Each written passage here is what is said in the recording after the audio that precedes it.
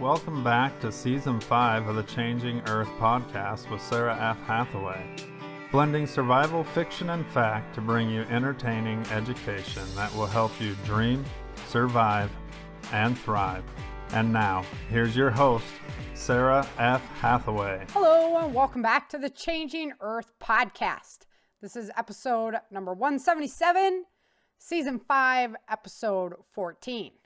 Happy to have you back with me today. I have a great show for you today, a brand new guest that we've never had on before, and I'm happy to introduce him to you today, so that's going to be a lot of fun. But first, I want to talk a little bit about, obstacles in life, and just do a little rant for you.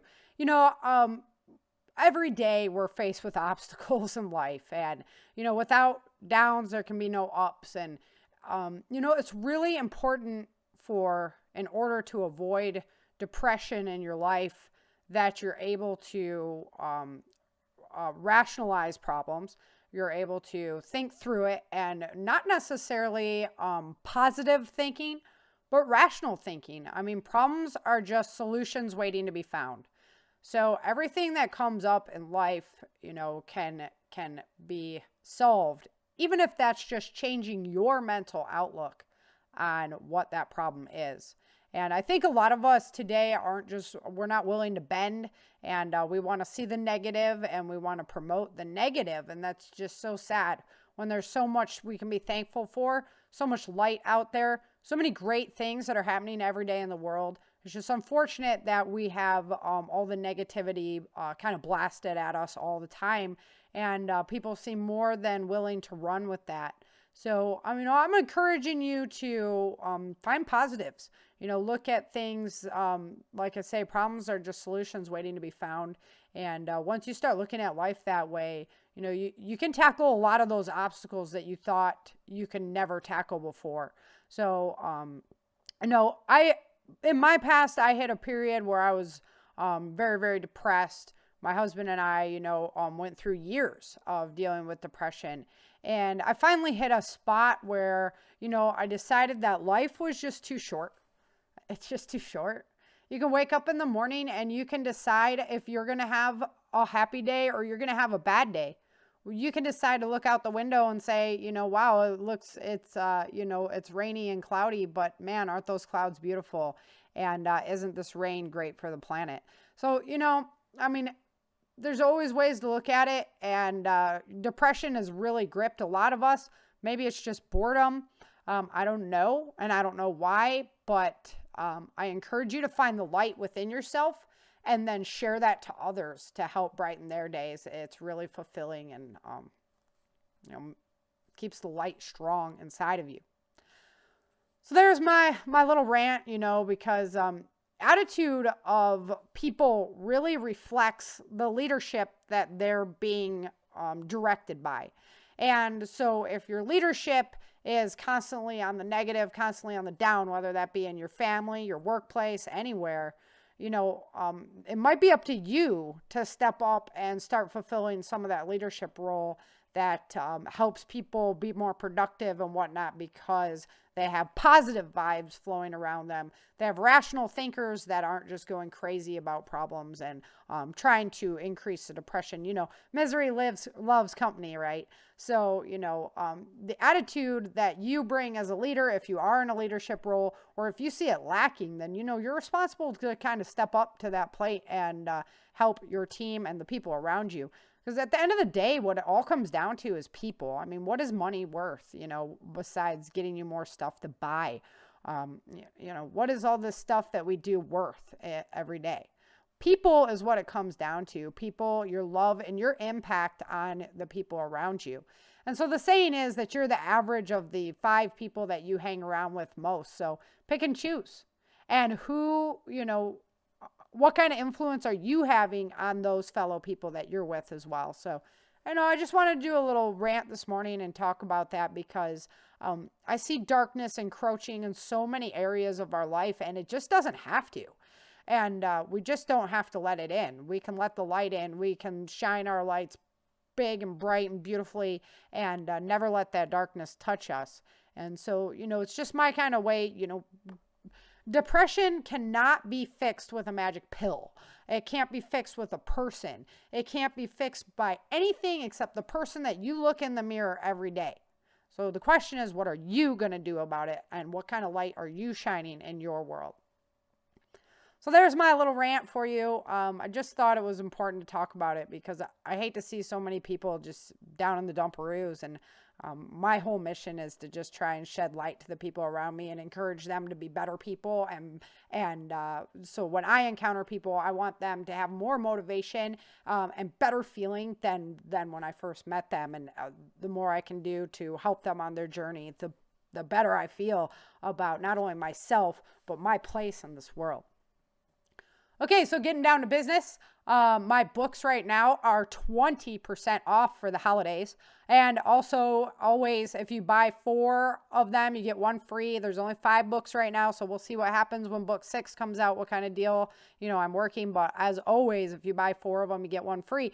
And if you want them before Christmas, you got to get your orders in now. So I'm doing autograph copies. You can personalize them if you want to. Some people don't like to personalize them because, well, if I get all big and famous or something one day, then, they're not as worth much money if they're personalized or whatever. You can have it done either way. I'll send you out the autograph copies, but you better get your order in now because the days are ticking down, and I want to make sure that if you get an order in, I can get them there for you and you can get them under the Christmas tree.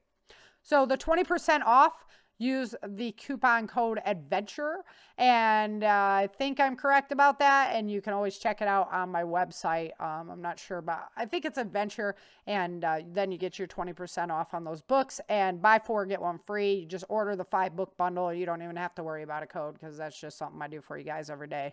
I figure if you're buying more, then you deserve to get a discount. All right, last week on Dark Days in Denver, Daniel and Erica, they're out at the homesteads, kind of enjoying themselves out there. Daniel's working with the sword, training with Master Rowan, and Erica's hanging out with Gear and just kind of relaxing. She's had this really stressful go-around of life, and it's just time she needs a little bit of a break to just get her head together and stuff like that. So this week, we got Greg and Penny arriving back on the scene. Always great to see those characters popping back up. And, they need some time off, too. They've just had a horrendous journey coming in from Nevada. So Erica ends up taking Vince out to introduce him to Gear and kind of show him what's going on. And they're exploring Gear's shop. He's a metal worker and a very interesting trade. And, it's something that's making a resurgence right now, which I see as a great thing. Because as I talked about with James Hart a couple of weeks ago, there's specific skills and trades that we need to hand down and keep alive. And this is definitely one of those skills. So excited about this interview with Gear, or excited about this interview with Phil. I make the slip there because Phil actually helped me design Gear's character a lot. So a lot of similarities there, and we'll talk about a little bit about that in the interview. And I'm also trying to put together some bonus content for my Patreon members. So you definitely get some bonus audio over there. And that, because we just had a very candid conversation. So I had some good stuff that I could share over there. And if you're not a Patreon member and you want to become one, you love what I do, you want to see more of it, head on over to www.patreon.com/changing earth. That's www.patreon.com/changing earth.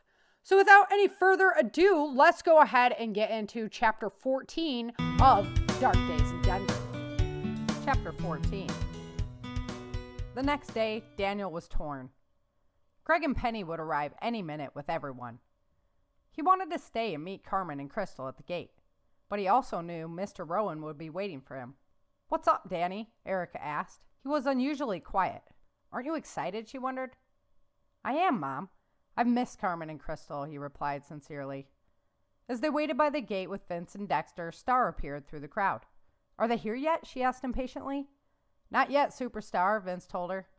The family talked of days past while they waited. Funny moments that took place in the middle of all the darkness they were passing through. "Remember when Sean proposed to Star? And Bennett ripped that huge fart?" Dexter asked, laughing. "I should have taken it as a sign then," Star commented, smiling at him. "He's lucky Kyle took care of him and not me," Vince added. "How's Kyle been?" Erica wondered. He's good. Been running messages back and forth for the mercenaries and militia.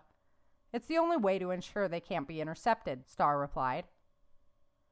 Finally, the moment arrived when they spied their friends entering with a large crowd through the gate. Sergeants Walker and Pontever were with them as well. The friends united and hugs were shared. Tears of joy were shed as they were welcomed into the camp. Erica stayed with her friend Penny. She was worried about her. Penny looked dead on her feet. Her eyes were sunken in, and her hair hung limply about her face.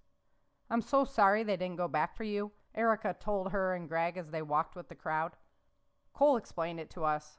Merkley didn't have the resources. Blah, blah, blah," Penny replied, obviously not thrilled with the situation. "Bennett tried, guys. He really did. He even socked Merkley across the mouth. But he didn't achieve anything except a night in a cell and a temporary demotion," Vince added. "I'm sorry, guys," Erica told them again. "It's not your fault. We made it all in one piece," Greg assured them. Even in her tired condition, Penny kept glancing at Victoria. Erica watched her expression as she tried to place the face. "Victoria Gleason from Las Vegas, remember? She used to organize all those events when we first arrived," Erica explained to Penny. "I knew I recognized you," Penny announced. "How are you?" "It's so good to see you again, Penny. We sure did have some laughs, didn't we?" "I'm doing good now," Victoria replied. "You're fighting with the Mercs?" Penny wondered. "Absolutely," Victoria concurred immediately. "Let's get you guys settled in," Vince suggested. "We need to head over to the other line. These refugees are going north. Mercenary members are checked in over there. Then we'll get you a shower and dinner," Erica added. "Sounds good to me," Penny's son Mitchell answered. Their tent was located a few rows down from Vince and Erica's, but the entire crew was being volunteered for the fighting force as well. Everyone except Penny. She was going to help with the children, but she was in support of their efforts, unlike Vince's father, Earl. "People have been talking about a little town north of here. We should hit it up tomorrow. Do some dancing," Greg suggested. "We can't," Vince answered. "Why not?" Greg wondered.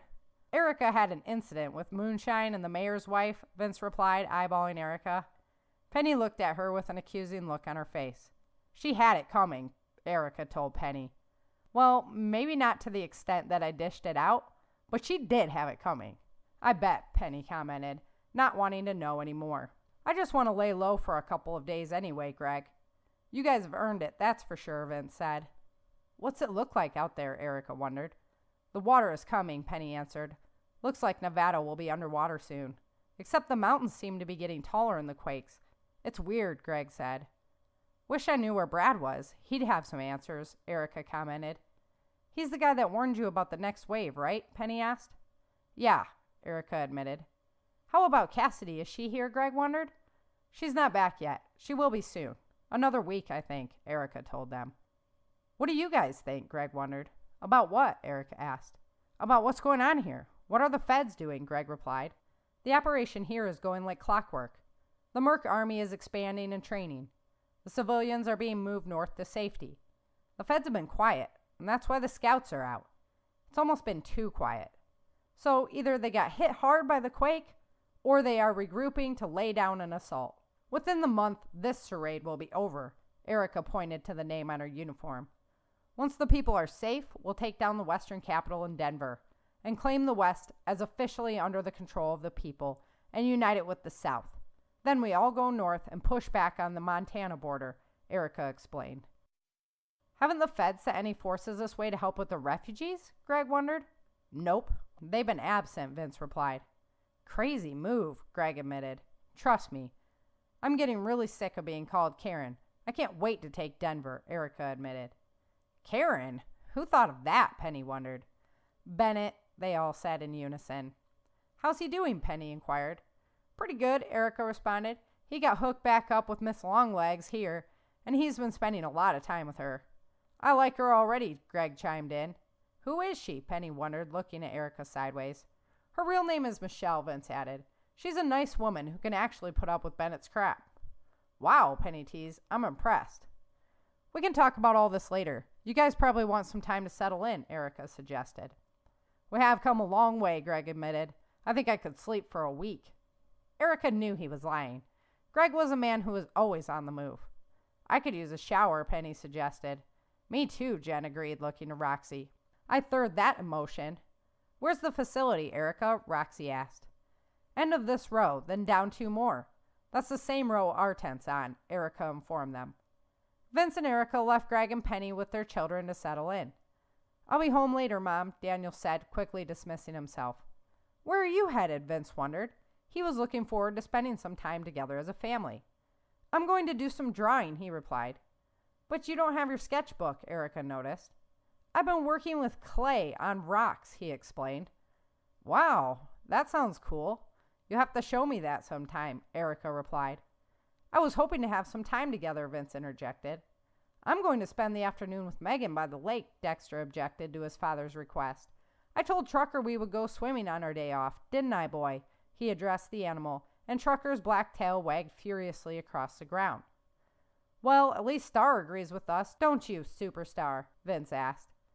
Actually, Kyle is going to head out with the next patrol team, so we were going to go into town for dinner tonight, Star admitted. You still got me, babe, Erica reassured Vince. I guess so, Vince teased. Oh, I'm not good enough for you now, Erica teased back. I'll make it worth your while. Oh, Mom, come on, Dexter teased, disgusted. The kids took off in their own separate directions, and Erica led Vince towards the vacant training field. Victoria, can you cover us? Erica asked. I know we only have a couple hours before Hensley will be looking for us. We'll be back before then. You know I will, Victoria assured her. Come on, Erica told Vince. Now he was curious. Vince followed Erica into the open field and towards the back of the fence. They snuck out through the small hole and headed around the camp towards the homesteads. Where have you been spending your time lately? Vince wondered. You'll see, Erica told him. She snuck in the side gate and headed towards Gare's homestead. Hi, Gare, she greeted the man. He was at the edge of the property fixing a fence with Ned. Hi, Karen. Who you got with you today? Gare wondered, unsure of the stranger she had shown the secret route to. This is my husband, Eddie, Erica introduced him. All right, he said, feeling better. I've heard a lot about you. I'm Gare, and this is my brother-in-arms, Ned. Nice to meet you. It's funny because I haven't heard much about you, Vince commented. Well, I'm not surprised. This woman is quite a mystery sometimes, sneaking back and forth. I figured people got their own business, and it ain't none of mine. You got any smoke? Erica wondered. We can't stay long. All right, girl, don't get your panties all wrinkled up, Gare told her. We're done here anyways. Let's head back to the forge. They walked across the expanse of the farm to the barns. Wow, this is incredible, Erica gasped as they entered. What do you think I do around here? Sit around yanking my chain all day, he wondered. Metal is my game. Ned appeared with a fat joint. Very nice, Vince commented, as Ned handed him the joint. Vince rolled it slowly under his nose, savoring the aroma. They lit the smoke and passed it around. You're not in uniform, Eddie? Gare asked him. Nah, my wife keeps me in shape. I train a lot, but I'd rather grow food. I keep myself ready, but I'm not sold on one oppressive force over another. It makes me worry, Vince admitted. I like it. Respect the superiors, but kneel to no one. Thor would smile upon you, friend, Gare told him. Man, it's been a while since I had anything that good, Vince said, declining the next hit as the joint came around. They broke into conversation about guns and gardens they grew in the past. Erica was stoked that she could finally introduce Vince to the Colorado boys. She had found a kinship with them instantly and wanted to include Vince in it. She watched the clock carefully and indicated to Vince when they had to leave. She keeps you on the same tight schedule? Gare asked. Yeah, she's the boss, Vince said, smiling sarcastically. I feel your pain, brother, Gare told him. They hustled back the way they came and met Victoria at the gate to the field just before Hensley came on shift. That was close, Karen, Victoria scolded her. Sorry, it won't happen again, Erica assured her. Hensley came on shift, and the couple headed out to get some food before going back to the tent. They found themselves alone for the first time in a long time. Vince caressed Erica's body, savoring the moment, and they made passionate love before any of their family members returned home.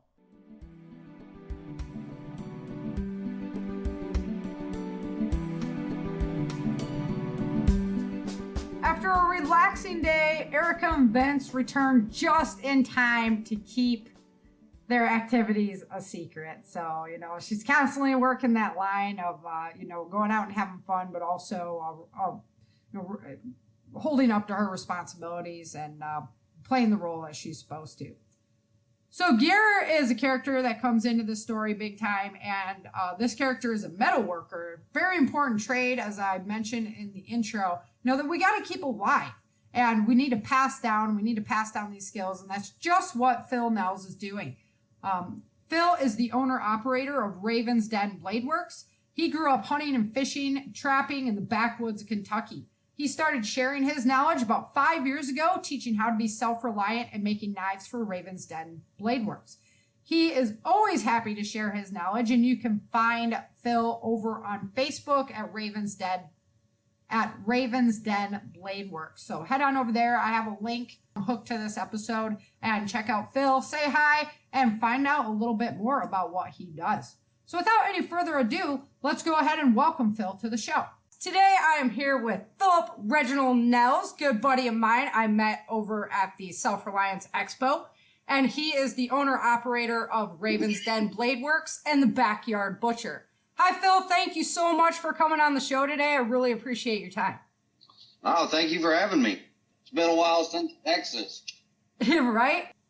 So Phil, why don't you go ahead and introduce yourself to the audience and just let them know who you are and what your background is in working with metal. My name is Philip Nels. I served in the United States Army, grew up in the hollers of Kentucky. 5 years ago, I started teaching and sharing the knowledge that I've gained over my life.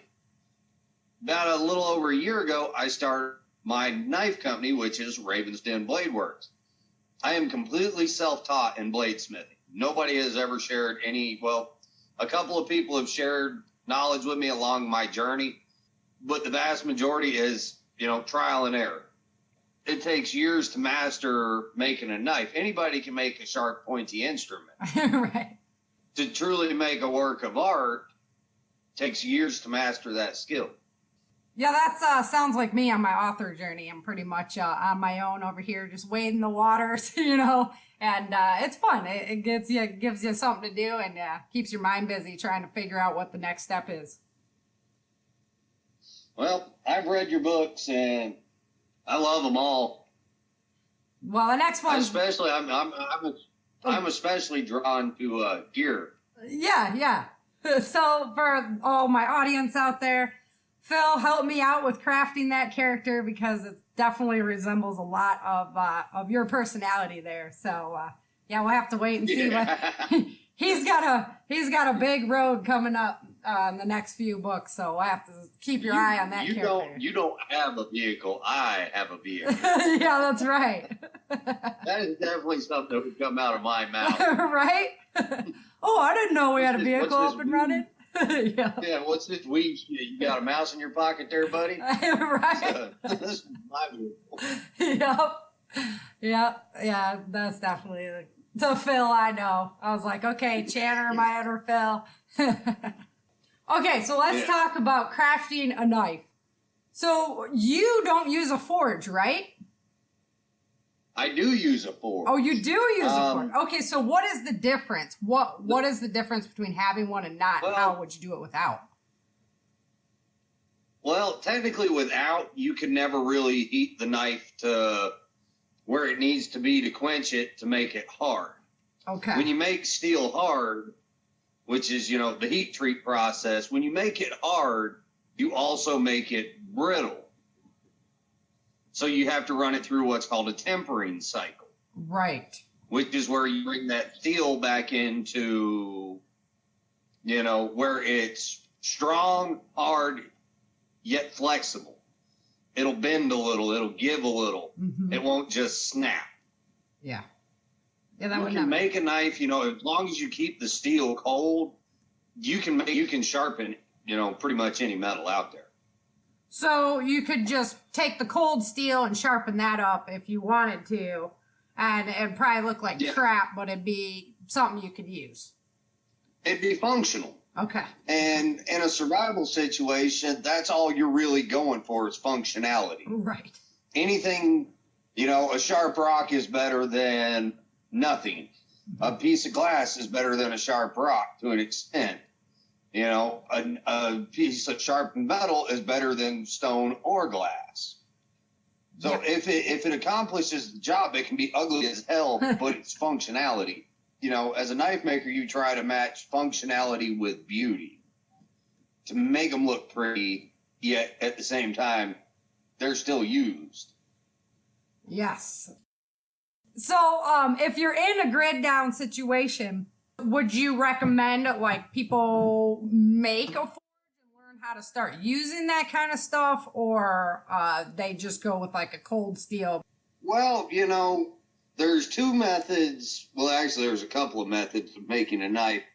The two that I practice are what's called stock removal and hammer forging. Stock removal is you have a flat piece of steel. You draw the knife design on the steel, cut it out on a bandsaw or a water cutter or a plasma torch, and then you grind out your edges, and then you run it through heat treat. Okay. Hammer forging, you take a block of steel, a bar of steel, ingot, something, and you stick it in the forge and get it good and hot, and then you pull it out with a pair of tongs. You grab your heavy hammer, could be an 8-pound, could be a 4-pound, and you start beating the steel into submission, stretching it, shaping it, elongating, doing what it takes to get it to the desired design you want. Now, probably grid down, you're going to be less likely to be able to just cut it out of something if you didn't have power tools and stuff like that. Exactly. Mm-hmm. Okay. You can do it with hand tools. Like if you've got a piece of 1095 carbon steel, you can take a hacksaw and files, and you can make you a knife. But then you run into the issue, how do you heat treat? How do you temper? Stuff like that. Right. Because those require special, you've got to know what color to get the steel if you're going by that. The quickest ways to use, a heavy-duty magnet and heat the steel to, which 1425, a little over, to non-magnetic. And then you quench it in oil. That's an easier way to tell than just trying to judge color, because that can be tough, like if you're outside, right? To judge color of the metal to know how hot. Absolutely. It is hard to judge. It is hard to judge color if you're outside. Uh-huh. Okay. Yeah, I didn't know that about the magnet, but that makes sense. And how easy is that? Yeah. Okay. I mean, if you've got, I know people that have, these the laser thermometer that'll tell you exactly what the temperature is and stuff. Hey, that's cool and all, but the easiest way and quickest way is a good speaker magnet. You take a good speaker magnet, set it right beside your forge, heat the steel to where you think it is, and if the magnet doesn't try to pull the knife to it, then you're good. All right. Go ahead and, but you don't want to overheat it, because then you cause stress fractures and this, that, and the other. And you also want to heat your oil up prior to quenching it in the steel. Oh. That way you're not shoving a 1400 plus degree chunk of steel into cold oil. Got it.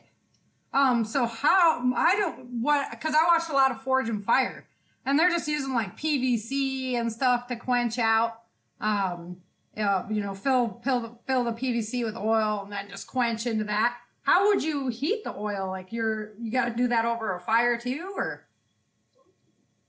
Yeah, see, that, I hate that show. You do?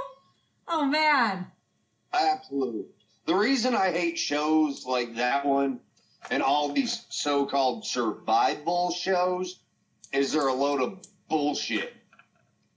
They're taking these guys, having them hammer forge steel in 3 hours and expecting a functioning work of art. Is it possible? Absolutely. Is it intelligent to do something like that? No. When you're hammer forging, so many things can go wrong in such a very short amount of time. Uh-huh. Like when I do a stock removal knife and I've got it to where I quench it. After the quench, you wipe the excess oil off with a rag or something. Just be careful because that steel's going to be screaming hot and will burn you quickly. Okay. But wipe the excess oil off, and then I stick it in, believe it or not, a Black & Decker toaster oven set at 425 for 2 hours. Huh. So I'm sitting it there for 2 hours to quench or to sit in temper to get that metal back to where it should be, to make it functional. To continue that process through. So it's not like so brittle. Absolutely. Because if you just leave it, it would just be really brittle after that. Yes, it would. It would snap almost immediately. Maybe that's why they have so many catastrophic failures on that show. Exactly. Makes sense. I was reading up on one smith, and he likes to quench towards the magnetic north. Do you take any stock in anything like that? No. Okay. I use a 105 howitzer casing to quench. That's my quench too. Okay. And just go for it. Yeah. Nice. Yeah. I get the steel where it needs to be, and it goes straight into the hot oil. And do you heat the oil just like on a stovetop before and then pour it in hot, or are you Nope. heating it in I use a piece of scrap steel or a railroad spike, and I stick it in the forge and let it get. Yeah, I don't let it get to the hotness that I will the blade. Yeah. But I'll let it like warm up to a dull cherry red, and then I just drop it in the quench tube. That makes sense. And like it'll almost bring it. It brings it above frying temperature pretty quickly. Yeah, I was gonna say that's just like making boiling water with hot rocks, right? Exactly. Yeah, Same philosophy. Yeah. Awesome. That makes sense. Because I was like, how are you doing that? Yeah. Perfect. Okay. That makes total sense. All right. So that pretty much, what kind of oil are you using? Like just kitchen oil? I use vegetable oil. Vegetable oil. You can, there's all these different opinions from, you ask 100 different bladesmiths and you'll get a lot of the same answers, but you'll get a lot of different answers. And it also depends on the steel. Okay. Like I use 1095 high carbon steel. It's the easiest steel to learn how to be a bladesmith with. Okay. Because it is a forgiving steel. It's not as crucial, like stainlesses are.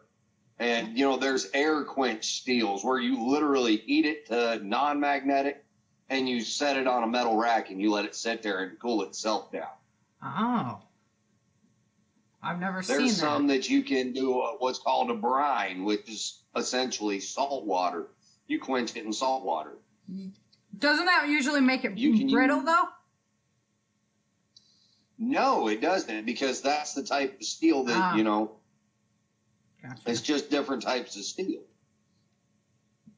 Interesting.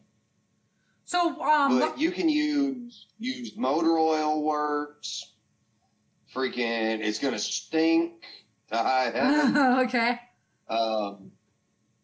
You can use vegetable oils, peanut oil, parts 51. There's just this whole list of oils that can be used. You can buy a lot of vegetable oil pretty cheap though, so that's probably a pretty good way to go. Oh yeah, absolutely. Depending on the blade size. It's not like you're going to use it once and throw it away. Right. You're going to let the quench tube cool down unless you've got it in a fixed position. You just put your cap back on so if it does tip over, it doesn't spill everywhere. Okay. Or you just dump it back in the bucket and set the bucket to the side. Gotcha. So is there a point where the oil goes bad where you wouldn't want to use it anymore? Or is it like kind of having it in a fryer? I usually rotate my oil about every 3 to 4 months. Okay. Yeah. I just rotate it out. Yeah. You have a fryer. It starts you do that. making this funky look and color. The stink nasty. So, steel wise, what is the difference, for anybody who doesn't know about like steel numbers? Let's go through that just a little bit. Like you use the 1095 steel. Well, what does that mean? There's like a 4 or carbon count. Okay. Is what it is. There's 1084, 1095, 01, 02, tool steels. I mean, there's a list of steels that literally ranges from high-end stainless to 5160 structural steel. Okay. Structural steel you can make a knife out of, but it's not real good. It's not going to be like, have you seen the video of the guy making the rebar axe? No. There's a video floating around on Facebook. I've seen it a few times. A guy takes a piece of rebar and bends it into shape and makes an axe out of it. Okay. Well, that's 5160 steel. It's not a good steel for making knives. Can you make a functional knife? Absolutely. Will it be the best and hold a real good edge? Absolutely not. Okay. I use carbon steels because they hold an edge. They're easier to sharpen than a stainless steel is, and they tend to hold an edge better. Okay. So that's that's kind of the ideal number. What about like the lower numbers? There's like a 480 or whatever like that. What is that? Just like a softer steel, so it's not good. I don't mess with stainless because you actually have to have specialized stuff for it. Okay. Like you have to have an even heat treat or an even heat oven, which can hit like 2,000 degrees because you have to heat it beyond what 1095 and other carbon steels get heated to. Okay. I mean, you got to get that stuff screaming hot. All right. Yeah, I was just kind of curious about the numbers there because I've been learning about it. You know, my knife that I have is pretty sick. Then I made sure it was the 1095 and everything because I knew that was like the most durable, plus holds its edge well. You know, a good bush knife that would last me long. It does. Well, you see what I do to my knives, particularly the Grim Scout. Yeah. You know, it's cut. The Grim Scout will still shave the hair off my arm. And this year alone, it has cut 6 different dragon sticks out. And for those that don't know what a dragon stick is, it's a stick we tie a rope to after we've got a deer on the ground and got the rope around the deer's neck. We use the stick as basically a handle. Yeah. So we can grab it with both hands and start walking. You're dragging actual deer with it. Yeah. So, if you go through the quench and your blade ends up with this big fat warp, what do you do? Well, I hope everybody knows what a warp is to begin with, but you know, what do you do? Well, if you can take precautions to not have that warpage. What you do is you leave about a dime's width along the edge where you beveled it and you know where your cutting edge is going to be. Leave about a dime's width running the whole length of that edge, and that will minimize warpage, but warpage can still happen. And the way you do that is you'd heat it up a little bit in a vise and then use a vise to start straightening that bend out. Okay. With like a blowtorch or with like a blowtorch, or are you reheating it in the forge? You can do either. Okay. You just need something, and after you get it straight again, you're going to have to reheat, treat, and quench. Okay. That makes sense. Yeah, because you don't want a big old warp in your blade. That's no good. No, it's not. So when you are starting out, when you're first starting out, what would you suggest, like, people? Because, you know, everybody's got their opinions. Oh, you need to go buy this forge and that forge and start there. And, you know, if you're just somebody who's tinkering around with it, can you make your own forge and kind of go from there? You can. YouTube has a lot of videos on how to build your own forge. Okay. You can make what's called a coffee can forge, and you can usually pick stuff up, you know, like plaster of Paris, and you can build one. I have a Majestic. I have the same, from the same company that supplies the forges for Forged in Fire. Okay. Like a little coal one or the gas burner? Oh, no, I use LP. Propane's the best way to go, but a coal forge, the reason I say LP is the way to go is because with a coal forge, you've got to light the coals, get the coal going, get it good and hot, and finding a steady supply of coal can be a trick for some people. I was wondering about that because it's not something you just find like at your local grocery store anymore. No, it's not. Where do you find, maybe like at a we have like fireplace stores out here. Do you think they actually carry stuff like that? Or like a hardware store? You might be able to find or hit them up and find them. Okay. Rock quarries, Oh, okay. places like that. Yeah. You can find, or you can order it offline. You can actually buy coal offline. I can just drive over to Eastern Kentucky to my brother's house, and he's got a creek over there, and I can just walk the creek and pick up great big honking chunks of coal. Huh. Interesting. Okay, so Yeah. Coal forge is more difficult. Yeah, because it's just harder to keep the even heat, right? That you want, the nice even heat. Exactly. Yeah. Okay, so if you had to advise somebody where they should begin, where would you advise that they begin? Watch a lot of videos and then sit down, do the math on how much, what this is going to cost, what this is going to cost, what, your whole list of tools. Because a good metal bandsaw is handy to have. That's going to run you about $350 for, and that bandsaw is technically not supposed to be designed to be used the way I use one. It's a portable bandsaw on a frame. Okay. That I got from a company called Swag Off Road. But it works for what I do. Okay. And then you got to look at drill presses, drill bits, your epoxy cost, your material cost, Jant Supply out of Oklahoma. It's a good place to get steel, good pricing. Don't go to Texas knife makers because they charge more than Jant does. And you can, if you want to learn, if you want to try your hand at making a knife, go to a company like Jant's Supply. They have readily made blades ready to go. They're knife making kits. All you do is you order the kit and you put the knife together. Okay. Now, there are people out there that go, well, I'm a knife maker, and they do exactly that. They get a knife making kit and they put them together and go, I'm a knife maker, I made this. No, you ordered that and you pinned the handles. Okay, gotcha.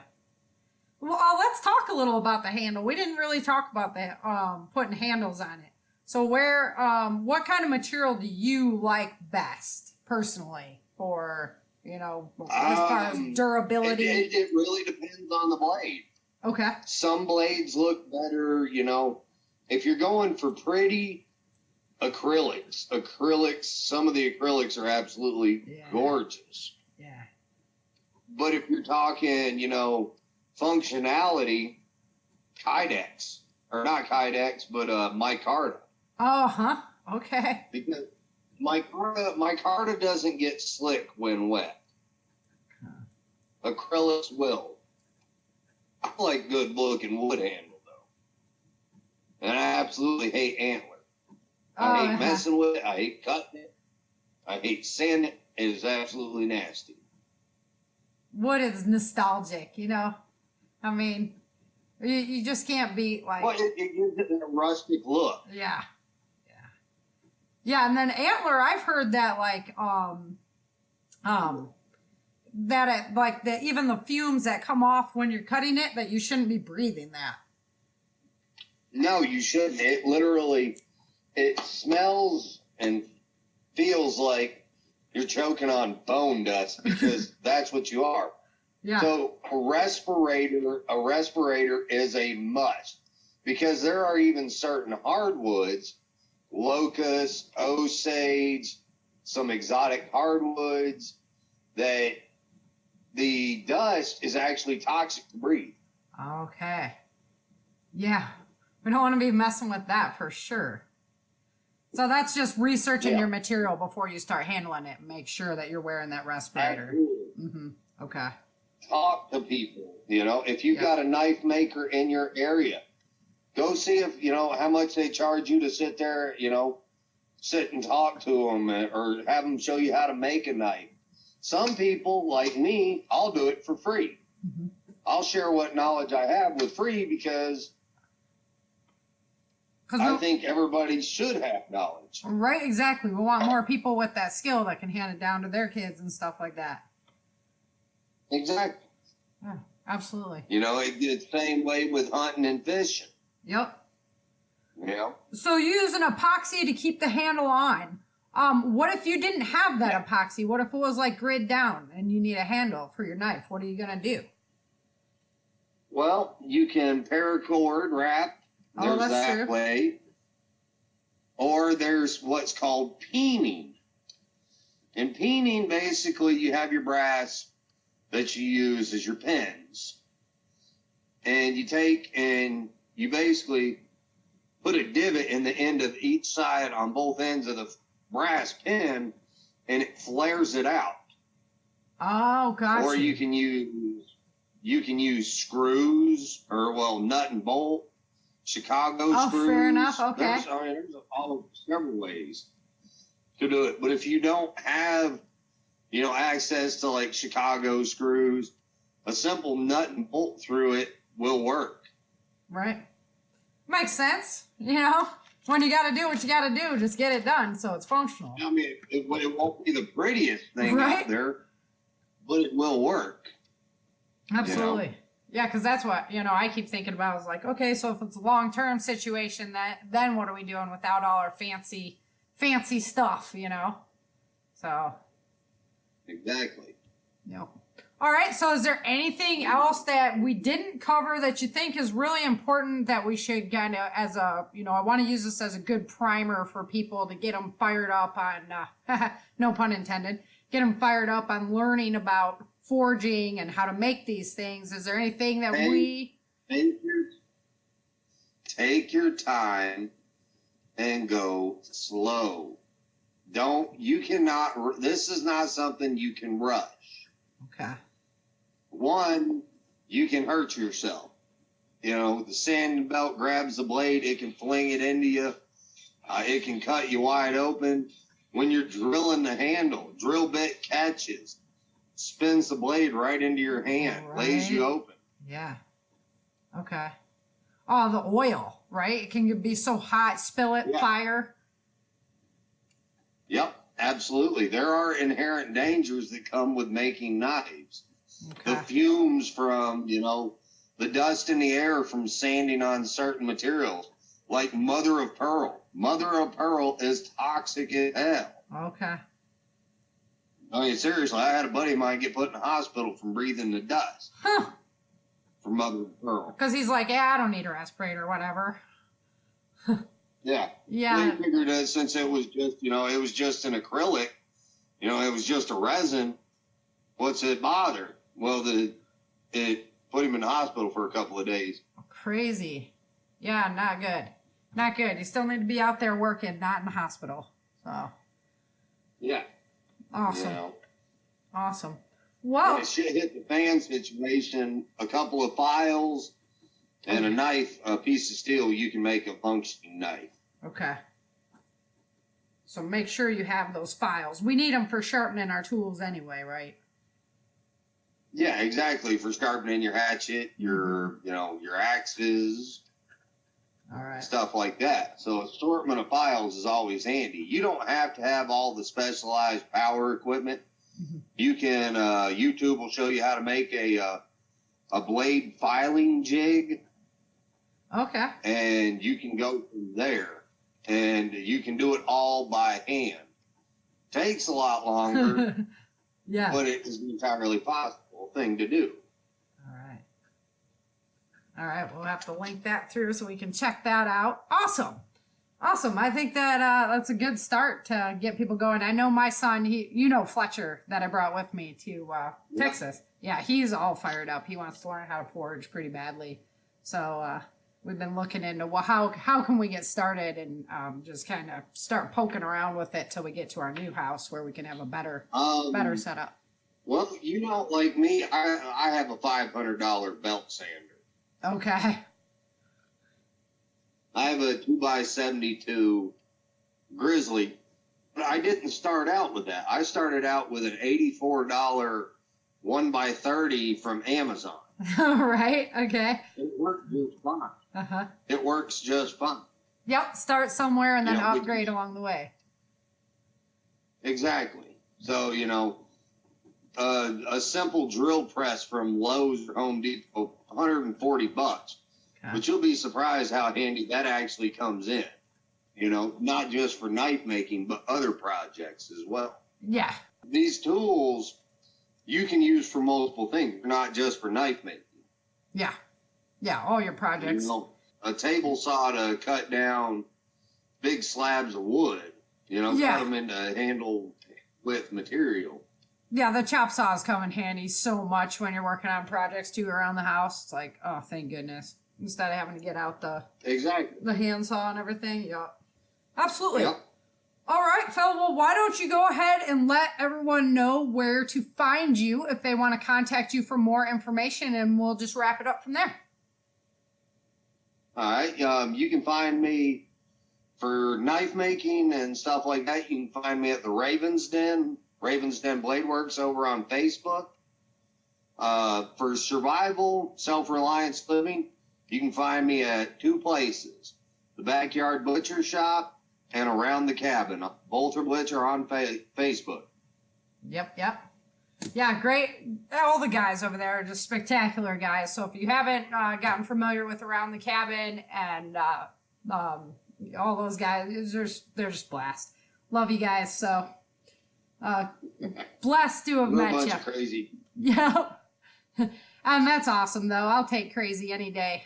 I'm a little bit crazy myself, so. Well, like I said, you're never going to see any of us guys from Around the Cabin. You're never going to see us on these shows because there's no drama in what we do because we're not fake. Yep. We're the guys that are actually doing this. We've lived homeless, we've lived hard, and we know our stuff. Yeah. You look at these shows like season 1 alone, there's the video of the guy sitting under a half fallen down shelter going, "Oh no, how much more of this I can take?" And, you throw me in that situation or Rich Beresford, we're going to have a nice roaring fire, a good shelter rolling, and food cooking. Yeah, that's not drama. Yeah, that's not. Yeah, we don't want to see that. We want to see like people not making it and struggling. Like, let's show them how hard it is. Exactly.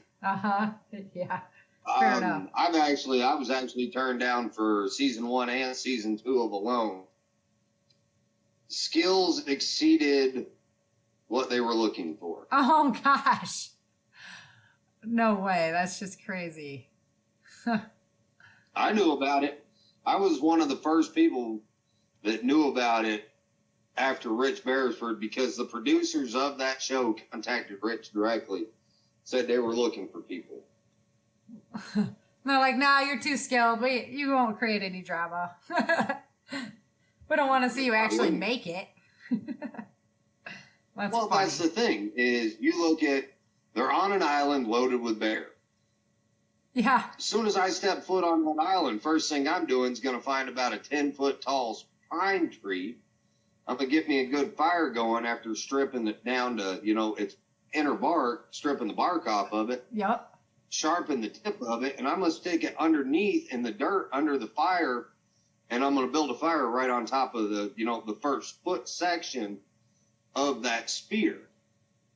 And while that fire's going, I'm going to be making a club. And people look at you and go, "Well, why would you do that?" What you're doing when you got that piece of wood underneath in the dirt under the fire, that dirt is heating up and basically becoming an oven. Right. And it's hardening the tip on that spear. Uh-huh. So that when you jam into something, it doesn't break. So if a bear charges me, I've got a weapon now. Yep. Run the spear down as far down into it as I can, and then war club it upside the head till either it dies or I die. All right. Yep. One of us is going out. That makes sense, though, dude, with how to harden the tip that way. That absolutely makes sense. Huh. Great point. You can do arrows same way. Yeah. For your tips for your arrows. That Yep. makes sense. Yeah. There's So a you small didn't. game point. Yeah, so you didn't have to worry about how to attach some kind of a stone or whatever to it. Wow. Yeah. Fascinating. I didn't even think about that. I knew about the earth ovens for cooking and stuff like that, but that makes total sense. Why wouldn't you be tempering out your material in it as well? Huh. Exactly. And that's the thing. You know, it's knowledge that people don't have that is what would get them killed in an actual survival situation. Right. That's why I'm against these shows, is because they don't teach anything. There's no actual knowledge shared. Right, being passed down. It's just, let's show you the cliff notes of how they did or didn't do, right? Mm-hmm. Exactly. Yep, fair enough. Well, all right, Phil, I'm going to have to wrap it up because we're going to run over time, and I got to keep the show to, what my listeners expect out there. So I appreciate your time so much. Great information. I'm always, me, I'm always happy to share what little bit of knowledge I happen to have on anything from knife making to hunting, fishing, trapping, everything. Yeah, we got some of those coming up in the next couple seasons, so we'll definitely have you back on for it. Alrighty. Well, I'm looking forward to the next one. Thanks, Phil, so much for coming on the show and sharing your knowledge with us. Always great to hear different points of view from different walks of life, and I'm honored to count you amongst my friends. We met down in Mesquite at the Self-Reliance Expo and hit it off right away, and so I'm really happy to have that friendship, and can't wait. Once I'm over in Texas, we'll get to spend some more days together because we'll be a little bit closer there, a little bit easier travel time on us. So thanks again for coming on the show and sharing all your knowledge. I want to give a shout out to my Patreon members. As I mentioned in the intro, if you love what I do and you want to see more of it, please consider becoming a Patreon contributor. You can do that at www.patreon.com/changingearth. That's www.patreon.com/changingearth.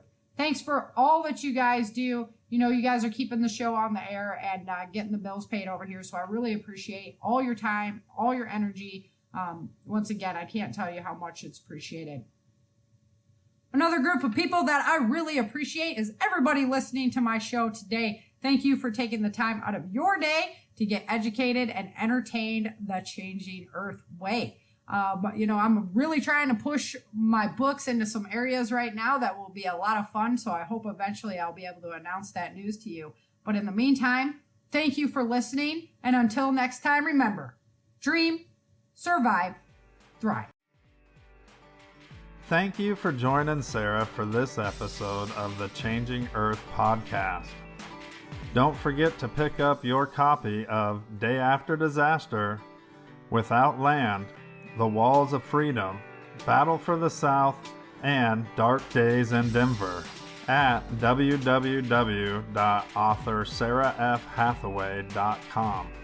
If you love Sara's books and this podcast, please head over to Amazon or iTunes and let everyone know by leaving a review.